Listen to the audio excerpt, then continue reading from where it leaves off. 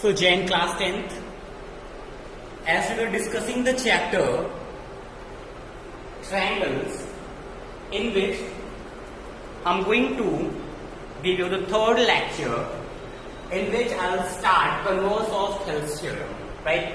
Before starting the topic, I just want to recall that in the previous chapter we have studied about the congruency, similarity, condition for similarity of a polygon, then similarity of a triangle, right? Then after equiangular triangle, then after basic proportionality theorem, that is also known as Thales theorem, right? Now I'm going to start the converse of Thales theorem. अभी तक हमने जो भी topic बताया वो सारा हम पढ़ चुके हैं. Now this is the next topic. So before going to start the topic, first we will have to know that what the converse of Thales theorem want to explain. Converse of Thales theorem क्या कहना चाहता है? Note down, if a line divide any two sides of a triangle, write down, if a line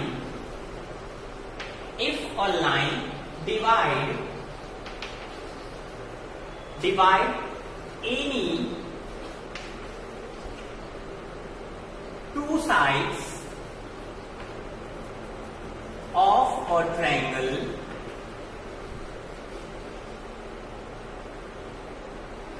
in the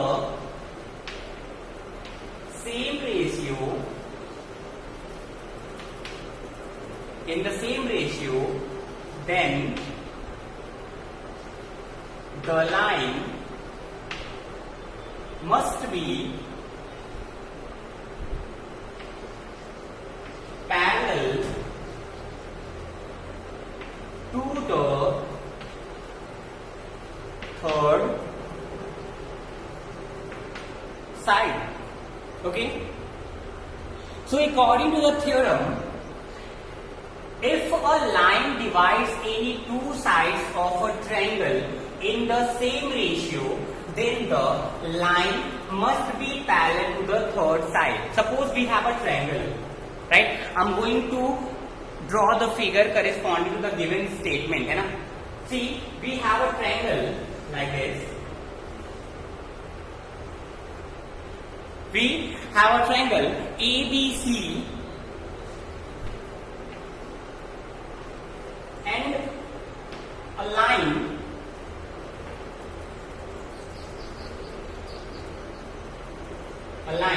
DE. Correct? If a line divide any two sides of a triangle, एक line है DE जो कि triangle ABC के दो sides AB और AC को divide कर रहा है सेम रेशियो में, है ना? Same ratio means AD upon DB equal to AE upon EC. This is given.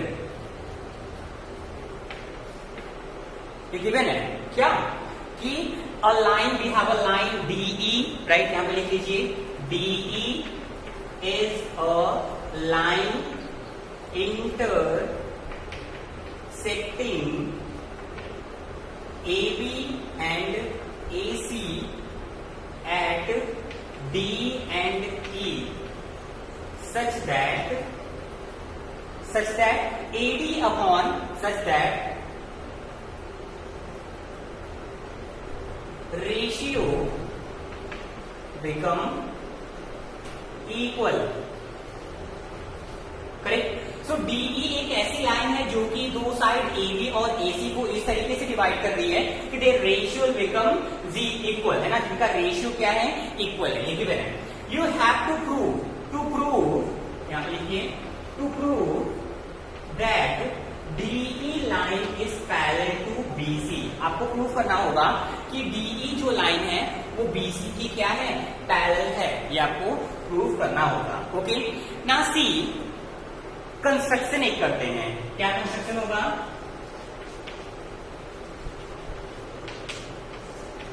Will do a construction हम ये करेंगे कि we will draw a line DF which is parallel to BE, right? Suppose DF, यहां पे लिख लीजिए पहले, draw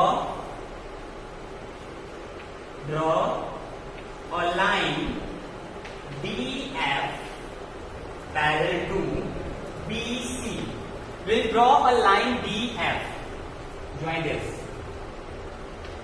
Suppose DF is a line which is parallel to BC. This is our construction, right? We'll have to prove that this DE is parallel to BC. DE जो है वो इन दोनों इस ट्रायंगल के दोनों साइड को इक्वल रेशियो में divide कर रहा है. ये गिवन है ना. थेल्स थ्योरम आप लोगों को याद होगा. थेल्स थ्योरम्स में क्या कहा गया था कि किसी भी ट्रायंगल के किसी भी साइड के पैरेलल अगर कोई लाइन ड्रॉ की जाती है तो वो पैरेलल लाइन जो होता है वो दोनों साइड को इक्वल रेशियो में डिवाइड करता है.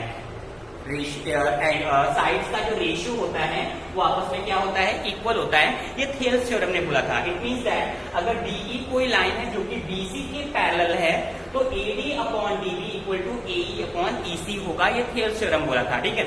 इसी का जस्ट अपोजिट हुआ है कन्वर्स ऑफ थेल्स थ्योरम. इसका मतलब क्या हुआ, अगर हम बीसी के अगर हम एक लाइन ड्रॉ करते हैं इस तरीके से जो कि दो साइड को दो पॉइंट पे डिवाइड कर रही है, कट कर रही है, that is B E, right. तो अगर रेशियो इक्वल है AD upon DB equal to A upon EC ऐसा है, राइट, तो ये लाइन जो डीई है वो बीसी के पैरेलल होगी. ये प्रूफ करना है. ठीक है. वहां पर क्या था, ये गिवन था, ये प्रूफ करना था. और यहाँ पे क्या है, ये गिवन है, ये प्रूफ करना है. Okay. Now see how to prove. So first we'll draw a line DF which is parallel to BC. हमारा खुद का ये कंस्ट्रक्शन है कि DF एक लाइन है जो कि BC के पैरेलल है. अब देखिए, अच्छा, अगर DF एक लाइन है जो कि BC के पैरेलल है, I'm going to erase all these things. Note down.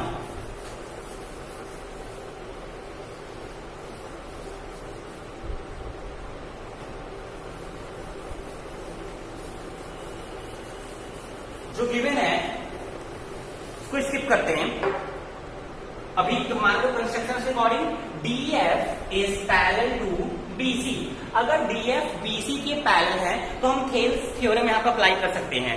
Thales theorem क्या कहता है, अगर किसी भी साइड के पैरेलल कोई साइड होती है ना, तो that will divide the two side in equal ratio, है ना. तो AD upon DB equal to AE upon EC FC होना चाहिए. Okay. It means that AD upon DB equal to AF upon FC. AF upon FC. Why? Because of Thales theorem. ये Thales theorem कहता है ना. Thales theorem के according अगर कोई triangle है जिसमें कोई एक लाइन ड्रॉ की गई है, अगर कोई ट्रायंगल है किसी साइड के जस्ट अपोजिट एक लाइन ड्रॉ की गई है which is parallel to that side. Suppose ABC एक ट्रायंगल है तो BC के पैरेलल एक लाइन ड्रॉ की गई है DF, राइट. तो ये जो DF होता है वो दोनों साइड को इक्वल रेशियो में डिवाइड करेगा. That is Thales theorem. AD upon DB equal to AF upon FC according to Thales theorem. लेकिन अभी हमारा गिवन क्या था, अभी मैंने ऊपर जो इरेज कर दिया वहां पे गिवन था that AD upon DB equal to AE upon EC, है ना. ये गिवन था, ये स्टेटमेंट में दिया हुआ था. क्या स्टेटमेंट में ये गिवन था that if we have a line DE जो कि साइड AB और AC को ऐसे इंटरसेक्ट कर रहा है, ऐसे कि उनके बीच का रेशियो आपस में क्या है, इक्वल है. ये गिवन था, है ना. तो ये गिवन था, ये थेल्स थ्योरम से हमने ला दिया. ठीक है. तो now you can see that from equation first and this is equation second, this left hand sides are equal. So from first equal to second, left side equal है तो राइट साइड भी क्या होगा, इक्वल होगा. AF upon FC equal to AE upon EC. It means that AF upon FC equal to AE upon EC हो गया, है ना. आइए चलिए आगे चलते हैं. इसके नाउ AF प्लस दोनों साइड 1 ऐड कर देते हैं. Add 1 in both sides. उससे फायदा क्या होगा, देखिए. If we add 1 here and add 1 here, it will become AF plus FC. AF plus FC upon FC equal to AE plus EC upon EC. Okay? AF plus FC upon FC, AE plus EC upon EC. AFFC मिलके क्या बन जाएगा, AFFC मिलके बन जाएगा AC, है ना। यहाँ पर आ जाएगा AC, मैं रेस कर रहा हूं, इसके आगे लिखा हूं ना, यहाँ पे AC upon FC equal to AC upon EC। AE plus EC मिलकर भी AC बनाएगा और AF और FC मिलकर भी AC बनाएगा। तो ऊपर दोनों क्या हो जाएगा, AC will cancel, FC equal to EC आ गया, है ना। FC equal to EC means ये डिस्टेंस, FC का डिस्टेंस और EC का डिस्टेंस बराबर कब होगा, FC और EC ये डिस्टेंस, ध्यान दीजिएगा, ये डिस्टेंस और ये डिस्टेंस आपस में बराबर तभी होगा जब F is none else point, that is E। F कोई दूसरा पॉइंट ना हो, E ही हो, है ना। अगर F कोई E और F जो होगा डिफरेंट पॉइंट नहीं होंगे, they must be same. So E and F are the same point. E और F क्या है, सेम पॉइंट्स हैं, right. It means that E और F अगर सेम पॉइंट है तो हम जानते हैं कि DF पैरेलल था ही BC के, ये हमारा कंस्ट्रक्शन था, तो DE is also parallel to BC। So DE is parallel to BC। Prove. Clear. देखिए हमारा जो खुद का कंस्ट्रक्शन था उसके अकॉर्डिंग DF जो है वो BC की पैरेलल है ना, DF is parallel to BC, ये हमारा खुद का कंस्ट्रक्शन था। और जब मैंने ये प्रूफ किया कि जो डिस्टेंस है F से C तक, अभी मैंने क्या बोला, हमारे कंस्ट्रक्शन के अकॉर्डिंग ये DF लाइन BC के पैरेलल है। अभी मैंने दिखा दिया FC equal to EC, F से C तक की डिस्टेंस, E से C तक की डिस्टेंस इक्वल है। ये तभी हो सकता है जब F और E कोई अलग अलग पॉइंट ना हो, एक ही पॉइंट हो, है ना। तो इट मीन्स दैट जो DE अगर DF पैरेलल है तो DE भी क्या होगा, BC के पैरेलल होगा। This way you can prove, this is the converse Thales theorem. Okay, now class, this is all about the theorems which you have to study. So class, note down all these things, the converse of Thales theorem. Now I'm going to start the solving exercise, that is second exercise 5.2. See, in the first exercise, class listen carefully, in the first exercise 5.1, 6.1, first exercise will be done by you. Exercise 6.1 will be done by you. ये आपको करना है खुद से. There is nothing so special or nothing so tough that you cannot do, है ना. अगर similarity की डेफिनेशन आपको क्लियर हो गई है, सिमिलैरिटी किसी पॉलीगन का क्या होता है कि नंबर ऑफ साइड जब पॉलीगन के इक्वल होते हैं तो उनके एंगल्स आपस में इक्वल होने चाहिए और उनके साइड्स का रेशियो आपस में इक्वल होना चाहिए, ठीक है. तो ये कॉन्सेप्ट बस आपको याद रखना है.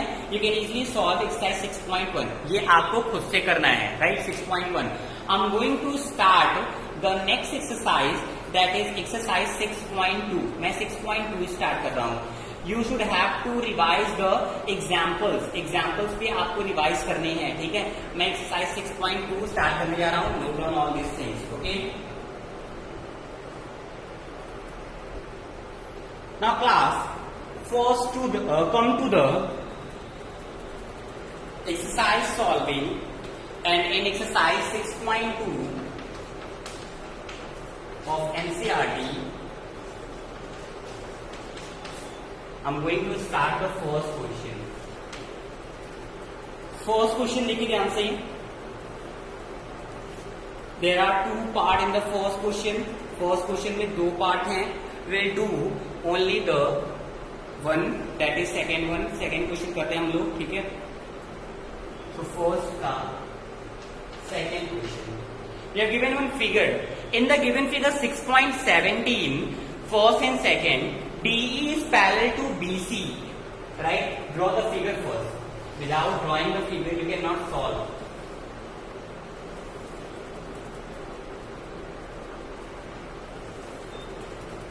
इस तरीके से फिगर दिया हुआ है. A, B, C, D, E, this is 7.2, this is 5.4 centimeter, 1.8 centimeter, right? 7.2 centimeter. Okay? These all are given, ये आपको given है, and it is saying that DE is parallel to BC. यहाँ पे DE जो है वो BC के parallel है. This DE parallel to BC, right? Find AD. AD आपको find out करना है. This AD, this you need to find out. Okay? आप देख सकते हैं कि यहां पर BC रिवाइज करते हैं हम लोग. बेसिक प्रोपोर्शनैलिटी थ्योरम, बीपीटी है ना, थेल्स थ्योरम क्या कहता है? अगर हमारे पास कोई ट्रायंगल है ABC, ठीक है, किसी साइड के पैरेलल एक लाइन ड्रॉ की गई हो, अगर BC के पैरेलल एक लाइन ड्रॉ की गई है DE, है ना, तो जो पैरेलल लाइन है DE, that must divide the two sides in the same ratio. It means that AD upon BD is equal to AE upon EC. ठीक है, ये थेल्स थ्योरम कहता है, अकॉर्डिंग टू थेल्स थ्योरम और BPT के according. Okay, now see AD की value हमें find out करनी है. This you have to find out, right? AD, write down AD upon BB की वैल्यू क्या होगी? 7.2. This will be 7.2. AE की वैल्यू 1.8 and EC की value 5.4. Correct? So AD upon 7.2 equal to 1.8 upon 5.4. Now you can easily find out the value of AD as 1.8 into 7.2 upon 5.4. That's it. Okay? AD will be 7.2 cross multiply 7.2 into 1.8 upon 5.4.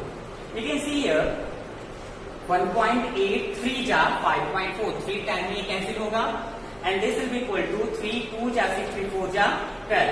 So value of AD will be 2.4 centimeter. So value of AD will become 2.4 centimeter. Okay, clear to all? Now move to the next question. Come to the next question. See, in the second question, E and F जो second question है, that should be done by you. Second question आप लोग खुद से करोगे. Now come to the third question. हम third question पे चलते हैं. Second question आप लोग करोगे. Okay? और first का first भी आप ही लोग करोगे. Second question भी करना है. Come to the third question. I'm going to start the third question. See, third question क्या कह रहा है? In the given figure 6.18, यहाँ पे एक फिगर दिया हुआ है 6.18. First we'll draw the figure. Figure draw कर लेते हैं.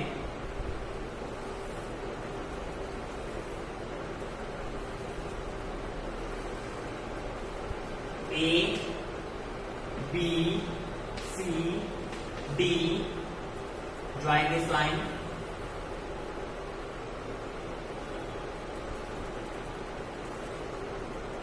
M, L, N. Okay, this is given figure, right? So in the given figure, LM is parallel to CB. LM is parallel to CB. Given क्या है देखिए? Given is LM parallel to CB. LM parallel to CB. Next one, LN parallel to CD. LN parallel to CD. LN parallel to CD. Okay? LN parallel to CB. ये line जो है इसके parallel है और ये line जो है इसके पैरेलल है. ये गिवन है. Okay? Now what you have to do, prove that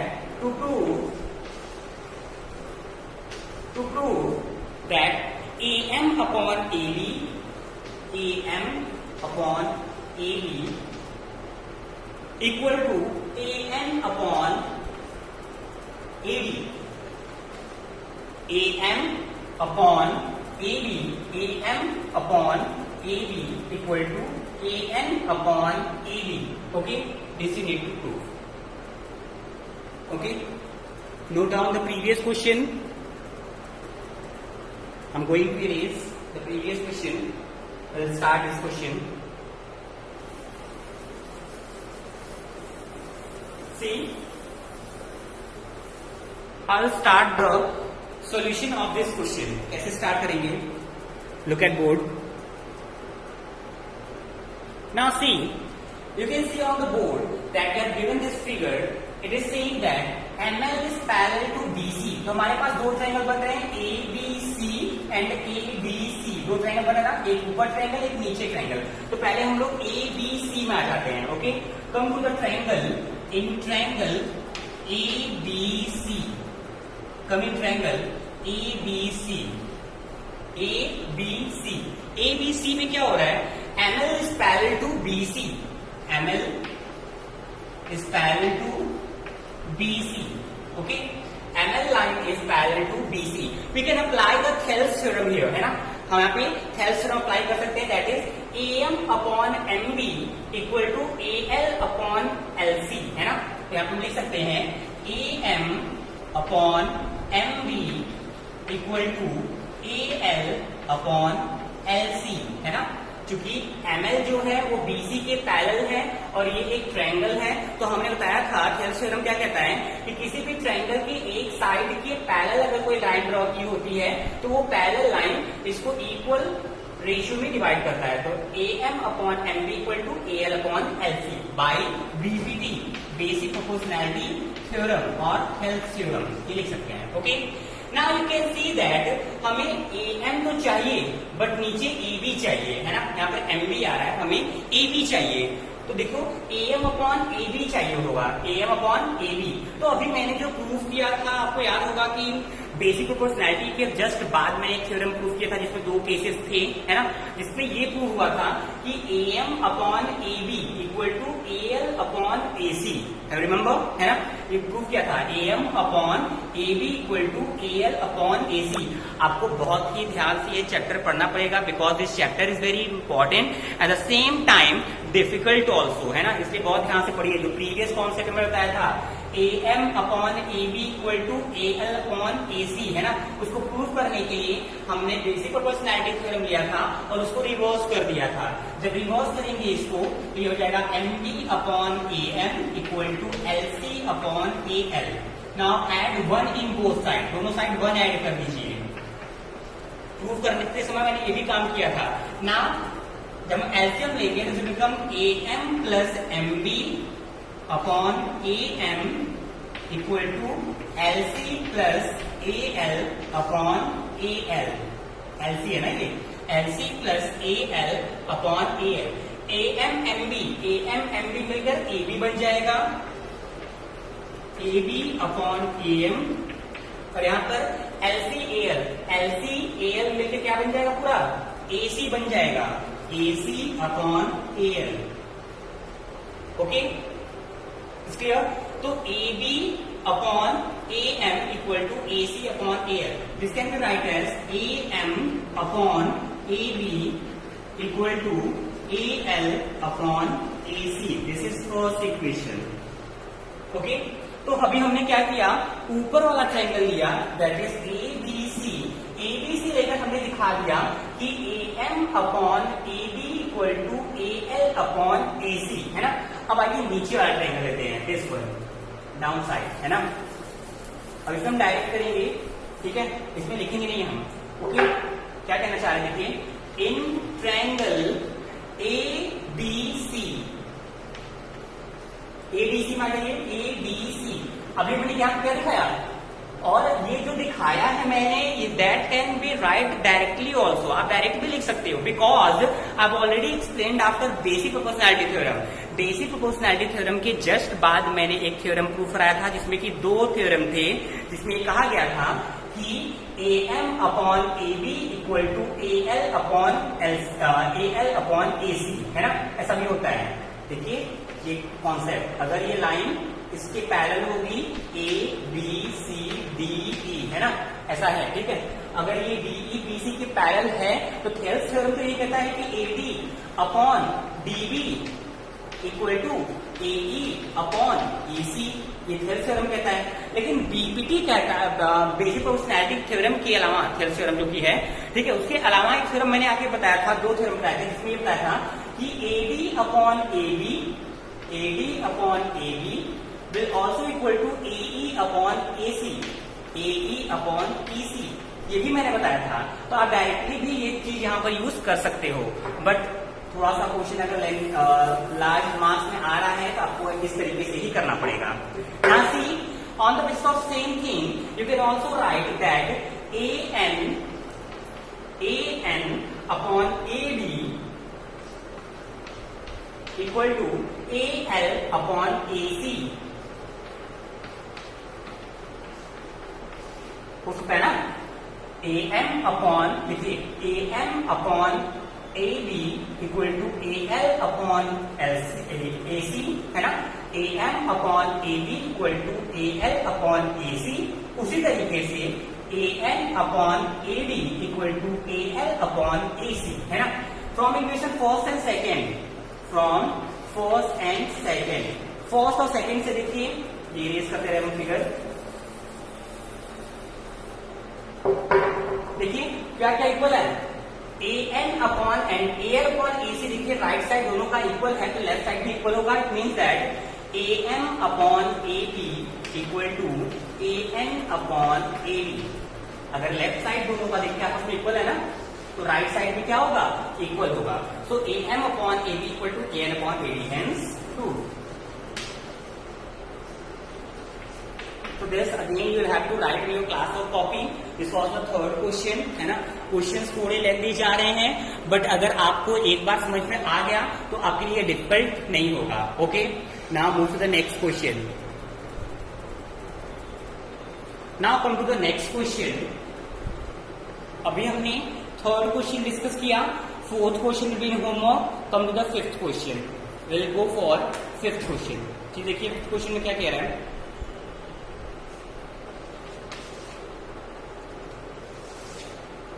question is, first you have to draw the figure.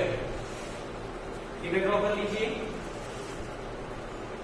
You have already your book NCERT, accordingly you can draw the figure.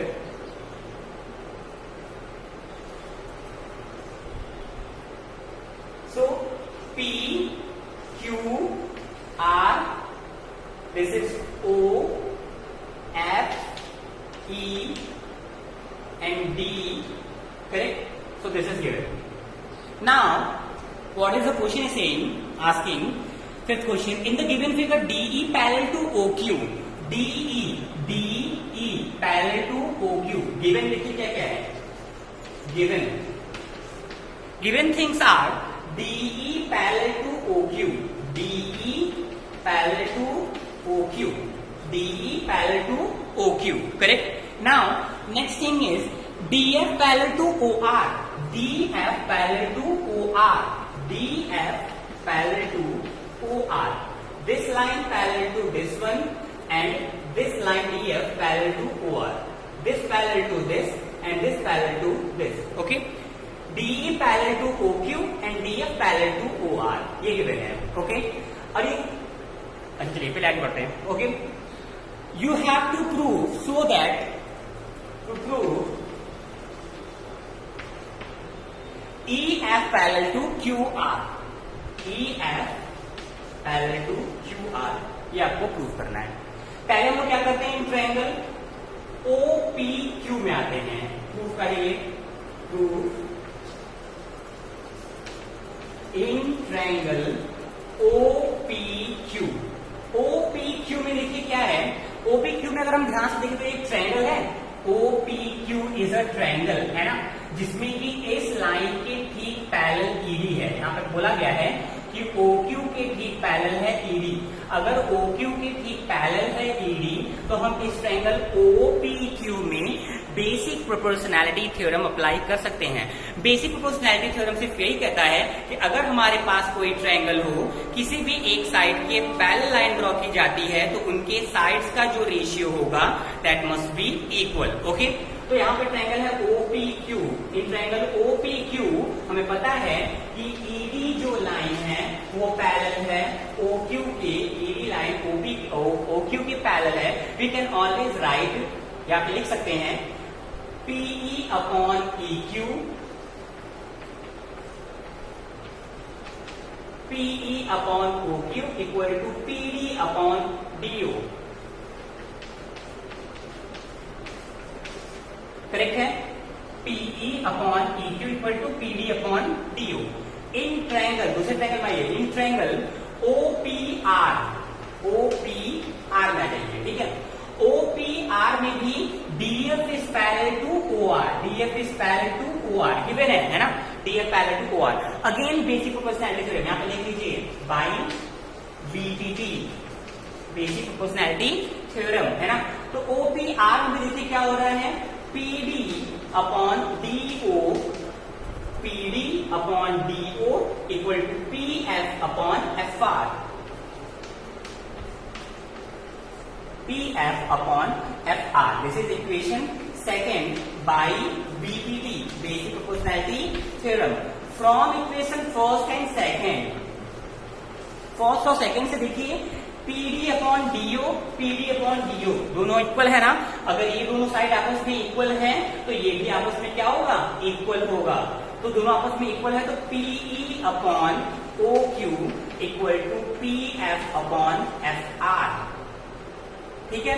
PE upon EQ, PE upon OQ, PE upon OQ, wait PE थोड़ा mistake हुआ है, PE PD upon DO, यहाँ पे PE upon EQ होगा, यहाँ पे EQ होगा, sorry this will be EQ। The first angle OPQ में देखिए, OPQ में हम बात करते हैं ना, तो PE upon EQ equal to PD upon DO।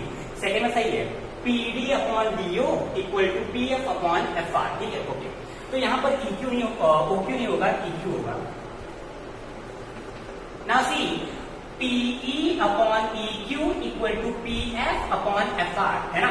यहां पर एक लाइन है, अब देखिए converse basic proportionality theorem, converse of Thales theorem. अभी मैंने बताया कन्वर्स ऑफ थेल्स थ्योरम, जिसमें ये बताया था कि अगर कोई लाइन होती है DF, है ना, वो किसी ट्रायंगल के दो साइड को E और F पे इस तरीके से कट करे कि वो उनके रेशियो आपस में क्या हो जाए, इक्वल हो जाए, means PE upon EQ, PF upon FR equal हो जाए, तो उस केस में जो ये लाइन होती है that must be parallel to the QR. So EF is parallel to QR by converse BDP, basic proportionality theorem, hence proved.